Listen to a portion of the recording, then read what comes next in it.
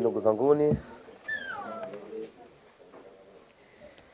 awali ya yote tunamshukuru Mwenyezi Mungu kwa kutujalia kufika siku ya leo, lakini vile vile kutujalia kufika kwenye kituo hiki cha Baba Oreste.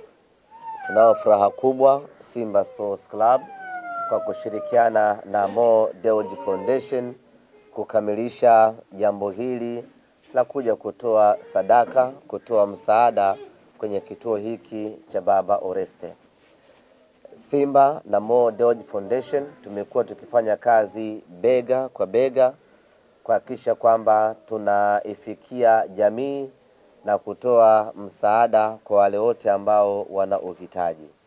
Na leo tuko hapa kwenye kituo cha Baba Oreste Bunju kwa ajili ya kufanikisha hilo, ikiwa pia ni sehemu yetu ya maandalizi kuelekea katika mchezo wetu wa tarehe 9 ya mwezi wa 5, mechi ya kombe la shirikisho Afrika dhidi ya Al-Masry. Tuko hapa kwa ajili ya kujinyenyekeza kwa Mwenyezi Mungu. Tuko hapa kwa ajili ya kutafuta msaada wa Mwenyezi Mungu. Kile ambacho tunakitoa kwa watoto hawa wenye uhitaji, Mwenyezi Mungu tunachomuomba atulipe ni ushindi na kufuzu kwenda hatua ya nusu finali siku ya Jumatano.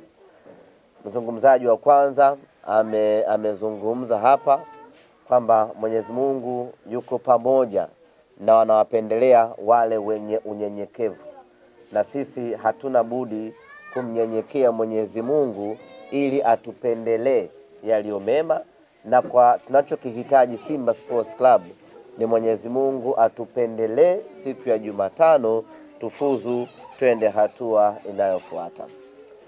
Lakini niwapongeze vile vile walezi wa kituo hiki cha Baba Oreste. Mnafanya kazi kubwa sana. Kuna tofauti kubwa kulea watoto yatima na kulea watoto wenye utindio wa ubongo. Tofauti yao ni kubwa mno.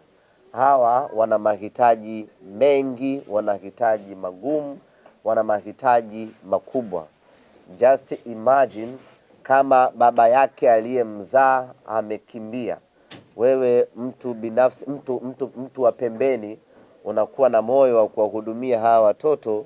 Kusema kweli, hiyo ni baraka kutoka kwa Mwenyezi Mungu ambayo ameipandikiza kwenye mioyo yenu, na nyinyi mkaona mchukue jukumu hilo kuwalea watoto hawa. Kwa hiyo kutoka Simba Sports Club, kutoka Mo Dewji Foundation, tunaomba viongozi wa kituo hiki mpokee pongezi zetu kwa kazi kubwa ambayo mnaifanya, na malipo yake hamtayaona hapa duniani. Malipo yake mtayakuta kwa Mwenyezi Mungu. Hivyo endeleeni kufanya kazi hii ya kujitolea. Lakini wito wangu kwa jamii, nimeongea point hapo nimeona makofi. Wito wangu kwa jamii, hasa kwa wanamume, ni kutimiza majukumu yao. Haijalishi umepata mtoto wa aina gani. Mwanamke uliyezaa naye si aliyepanga azae mtoto wa aina gani. Yote hiyo inabaki kuwa ni mipango ya Mungu, na Mungu mwenyewe ndo anajua, ana makusudi yake, amekupa mtoto huyo kwa sababu gani. Kwa hiyo ni vema wanamume tukatimiza majukumu yetu, tukawalea watoto hawa, kwa sababu hakuna katika yoyote binadamu ambaye amependa ama amepanga apate mtoto wa aina hii. Kukimbia maana yake ni kumwambia Mungu ya kwamba ulichonipa sikustahili, kwa hiyo na kiacha, utahangaika nacho wewe mwenyewe. Kwa hiyo tuachane na hizo fikra za kizamani, badala yake tujikite kwenye kuwahudumia hawa watoto. Tunaowatesa ni hawa ambao wanazaliwa alafu wanakuja kuishi bila malezi maalum.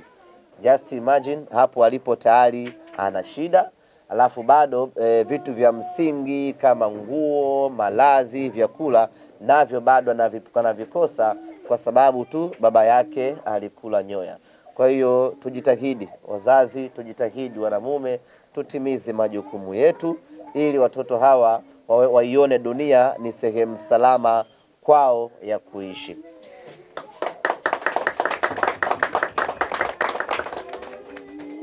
Na hiyo point